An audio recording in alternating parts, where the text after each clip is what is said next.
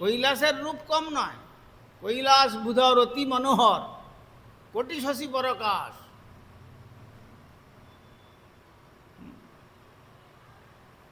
কোটি কোটি চন্দ্রের প্রকাশ সেখানে।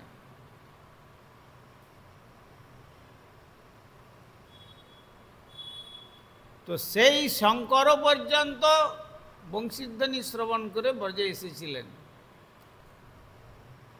কিন্তু তিনি শঙ্কর রূপে বংশীধ্বনি শ্রবণ করতে পারেননি। সেই বংশীর ধ্বনির যে মণ্ডপ, রাসমণ্ডপ, বংশীবট, সেখানে প্রবেশ করতে পারেননি।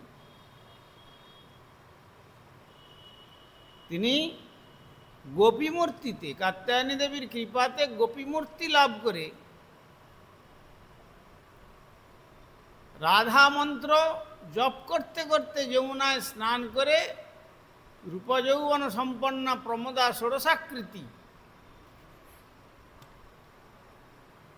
এই রূপ ধারণ করে তিনি রাসে প্রবেশ করেছিলেন।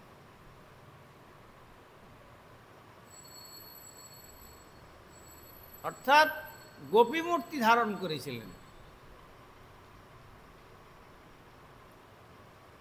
নিজে যখন নিজের শক্তিতে ব্যর্থ হলেন, তখন কাত্যায়নী দেবী বললেন যে দেখো, তুমি যদি নিতান্তই যেতে চাও, আমি এই মন্ত্র দিলাম, এই মন্ত্র জপ করো, রাধা মন্ত্র। কেননা রাধা নাম গানে কৃষ্ণচন্দ্র, গতকাল আমরা আস্বাদন করেছিলাম, ঠাকুরমশাই বলেছেন। তো সেই রাধা নাম জপ করতে করতে যখন যমুনায় ডুব দিলেন শঙ্কর, তখন ত্রিশূল টিশূল কোথায় চলে গেল, আর অপূর্ব রূপযৌবন সম্পন্না একটি রমণী মূর্তির রূপ ধারণ করলেন।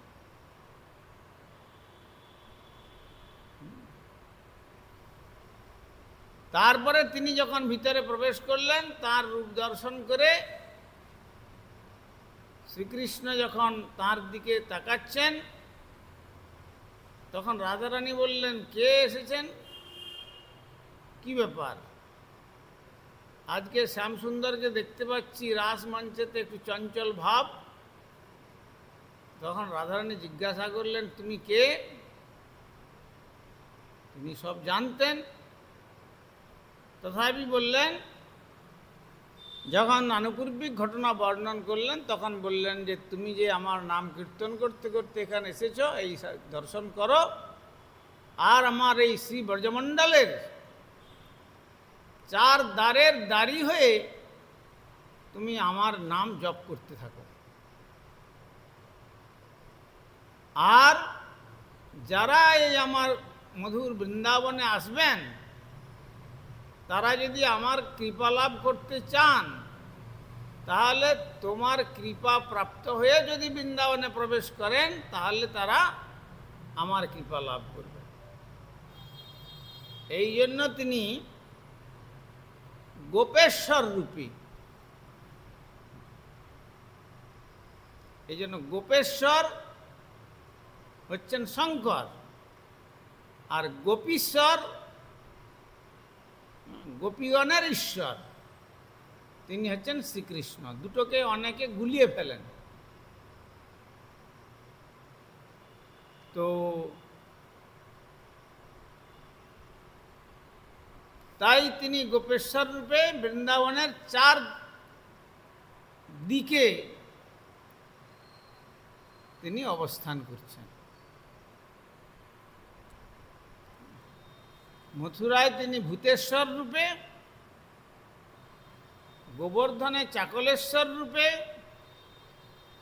নন্দগ্রামে নন্দীশ্বর রূপে, আর বৃন্দাবনে গোপেশ্বর রূপে।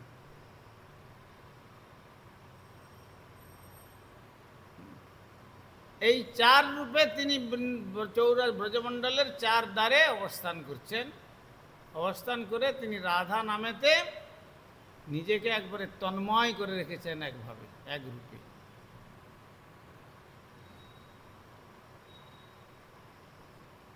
এই জন্য গোপেশ্বরের কৃপা লাভের জন্য আমাদের কোনো কোনো গুরুবর্গ